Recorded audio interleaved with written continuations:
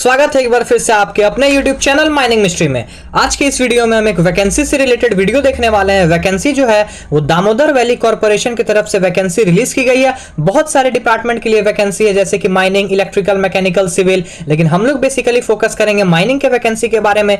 कितने पोस्ट के लिए वैकेंसी निकली है, क्या एलिजिबिलिटी है, एक्सपीरियंस कितना है, पेमेंट कितना है, किस प्लेस पे जॉब करना है और कौन से पोस्ट के लिए वैकेंसी निकली है, ये सारा चीज हम लोग एक एक करके देखते हैं। वीडियो में आगे बढ़ने से पहले यदि आप हमारे चैनल पे फर्स्ट टाइम विजिट कर रहे हैं तो ऐसे ही जॉब नोटिफिकेशन सबसे पहले YouTube पे पाने के लिए आप हमारे चैनल को सब्सक्राइब करें, पास वाले बेल आइकन को प्रेस करें और अपने दोस्तों के साथ भी शेयर करें ताकि उन तक भी ये नोटिफिकेशन पहुंच सके। चलिए हम देखते हैं कि जो वैकेंसी है दामोदर वैली कॉर्पोरेशन किस पोस्ट के लिए और कितनी वैकेंसी निकाली गई है। सबसे पहले एडवर्टाइजमेंट नंबर आप देख लीजिए और डेट 1/10/2023 यानी आज ही के दिन का ये नोटिफिकेशन निकला हुआ है। आप डीवीसी के ऑफिशियल वेबसाइट पे भी जाके इस नोटिफिकेशन को डाउनलोड कर सकते हैं।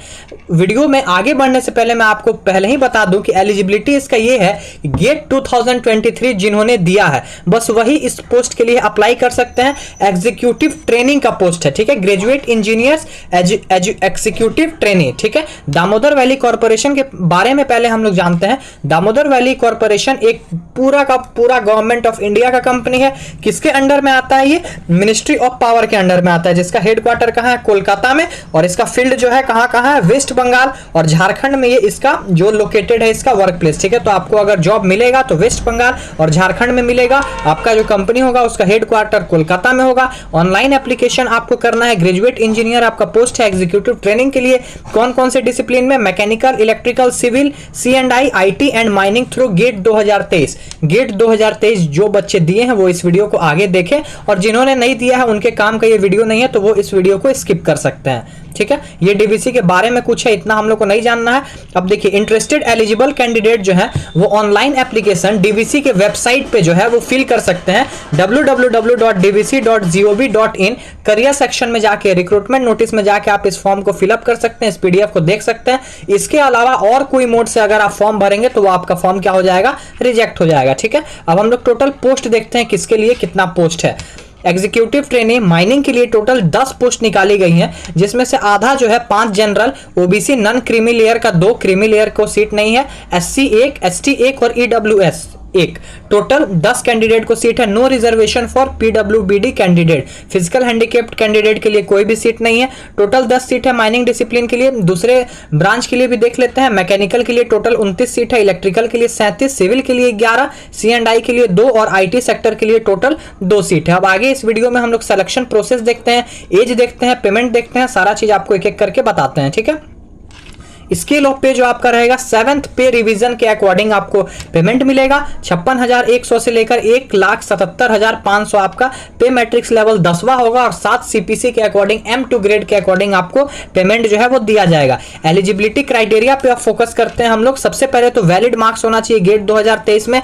आपका अपर एज लिमिट 29 साल, यानी 29 साल से ज्यादा डेट को अगर मतलब 29 साल से ज्यादा आपका हो रहा होगा एज तो आप नहीं भर सकते हैं। एज रिलैक्सेशन SC ST और OBC non creamy layer, ex serviceman और PWD कैंडिडेट को उतना ही मिलेगा जितना गवर्नमेंट ऑफ इंडिया का गाइडलाइंस में छूट दिया गया है, ठीक है। दूसरा क्राइटेरिया क्या है? Valid marks in GATE 2023। अगर गेट 2023 में आपका वैलिड मार्क्स है, अब ये वैलिड मार्क्स डिसाइड कौन करेगा ये भी मैं आपको बताता हूं।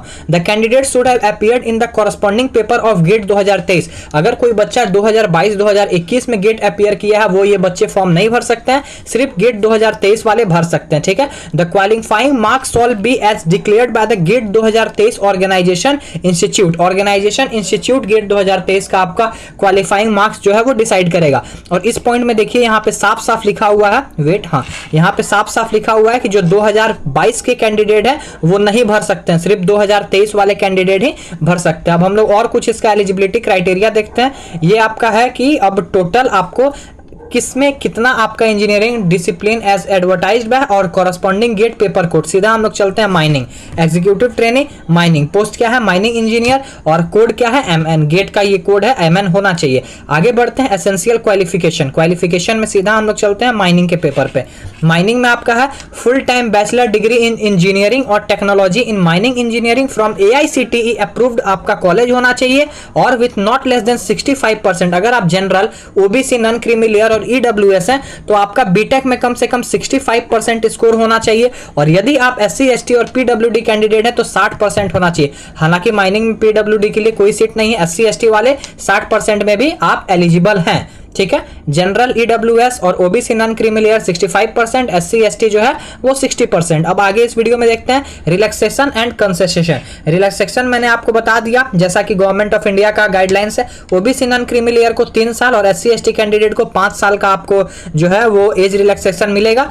Reservation relaxation candidate belonging to OBC इतना shall as per government of India, person suffering from not less than 40% of the relevant disability shall only be eligible for the benefit of PWD. उसके बाद PW candidate में जो general है उनको 10 साल का छूट, जो ओबीसी नॉन क्रीमी लेयर है 13 साल का छूट, और एससी एसटी जो पीडब्ल्यूडी कैंडिडेट है उनको 15 साल का छूट इस फॉर्म को भरने के लिए दिया गया है। और एक छूट इसमें दिया गया है, जिनके पास जम्मू एंड कश्मीर का डोमिसाइल है 1/1/1980 से लेकर 31/12/1989 तक, उनको 5 साल का छूट मिलेगा। एससी एसटी को छूट मिलेगा, ओबीसी को छूट मिलेगा, जनरल को हमेशा की तरह कोई छूट नहीं मिलेगा। Reservation and relaxation for EWS will be subject to submission of a copy of the latest income and asset certificate. EWS candidate को अपना लेटेस्ट इनकम और एसेट सर्टिफिकेट जमा करना पड़ेगा, ये दिखाने के लिए कि वो रियली में ईडब्ल्यूएस हैं। सिलेक्शन प्रोसेस देखते हैं अब हम लोग। सिलेक्शन प्रोसेस क्या है? Selection process consist of marks obtained out of 100 in the corresponding paper of GATE 2023 only. 2022, 2021, 2020 eligible नहीं है, सिर्फ गेट 2023 वाले जो कैंडिडेट हैं आउट ऑफ 100 में कितना मार्क्स आया उसके अकॉर्डिंग में उनका सिलेक्शन होगा। Eligible candidate must have appeared in the corresponding paper of GATE 2023। किस किस पेपर में? That is mechanical, electrical, civil, instrumentation यानी कि IN, electronics and communication engineering, computer science, information technology और लास्ट आपका ब्रांच माइनिंग, ठीक है। Candidate qualified in the corresponding paper of GATE 2023 shall only be eligible to be considered for the next stage of selection. जो GATE 2023 passing marks से पास कर लिए होंगे, जितना गेट का अथॉरिटी निर्धारित करेगा, तभी वो नेक्स्ट स्टेज सिलेक्शन का जा पाएंगे। Qualifying marks in the GATE 2023 shall be as decided by the GATE 2023 conducting authority. जैसा कि मैंने आपको बताया, क्वालिफाइंग मार्क्स कितना होगा ये गेट 2023 का कंडक्टिंग अथॉरिटी डिसाइड करेगा कि इतना से ज्यादा जिसका होगा उसी को हम सेलेक्ट करेंगे। सिलेक्शन प्रोसेस जो होगा जनरल जो हर एग्जाम में होता है 1:4, इसमें 1:5 कैंडिडेट के अकॉर्डिंग में लिया जाएगा, रेशियो 1:5 रहेगा, ठीक है। आगे बढ़ते हैं, इसमें और कुछ देखते हैं हम, अगर कोई आपके काम की चीज हुई तो। पेमेंट आपको जो करना है, पेमेंट कितना होगा? General, OBC, non creamy layer, EWS के लिए 300, एससी एसटी और जो पीडब्ल्यूडी कैंडिडेट है, एक्स सर्विसमैन है, डीवीसी डिपार्टमेंटल कैंडिडेट है, उनको पेमेंट से छूट दिया गया है। डीवीसी डिपार्टमेंटल कैंडिडेट भी भर सकते हैं, लेकिन वो भी अगर गेट 2023 अपीयर किए होंगे तभी भर सकते हैं, और उनको फी नहीं देना है। फी किसको देना है? General, OBC, non creamy layer, EWS को। फी कितना है? 300। फी कटाना कहां से है? Online mode only by SBI collect, ठीक है। ऑनलाइन मोड से ही कटाना है और एसबीआई कलेक्ट से कटाना है। पेमेंट का स्टेप आपको यहाँ पे दे दिया गया है। सबसे पहले आपको इस लिंक पे जाना है, ऑनलाइन एसबीआई। सेकंड आपको सेलेक्ट करना है पीएसयू यानी public sector undertaking. Step 3 select state में वेस्ट बंगाल करना है, नेम ऑफ पीएसयू में दामोदर वैली कॉर्पोरेशन। और 5वां स्टेप आपको पेमेंट 300 कटा के last date of payment of application fee होगा वो 30/10/2023 होगा, ठीक है। आज से यानी 1 तारीख से ही फॉर्म भराना स्टार्ट हो गया है। 30/10/2023 तक आपका लास्ट जो है वो फॉर्म फिलअप होगा। Candidate must ensure that payment of ₹300 is made at one go and amount less than 300 will not be accepted as application fee। 200 एक बार, 100 उसके बाद, ऐसे करके पेमेंट नहीं करना है, एक ही बार 300 करना है। इतने चालाक तो आप होंगे। Application fee once paid will not be refunded under any circumstances। अब जैसे आप लोग CMR 2017 में पढ़े होंगे कि 2 केस में पेमेंट रिफंड होता है, लेकिन इसमें आपका पेमेंट रिफंडेबल किसी भी केस में नहीं होगा, ठीक है। अब हम लोग आगे देखते हैं और कुछ अगर आपकी जानने की बात हुई तो मैं आपको बताता हूं इसका स्टार्टिंग और लास्ट डेट। ये डॉक्यूमेंट है कि आपको कौन कौन सा डॉक्यूमेंट वहां पे at the time of document verification लेके जाना है।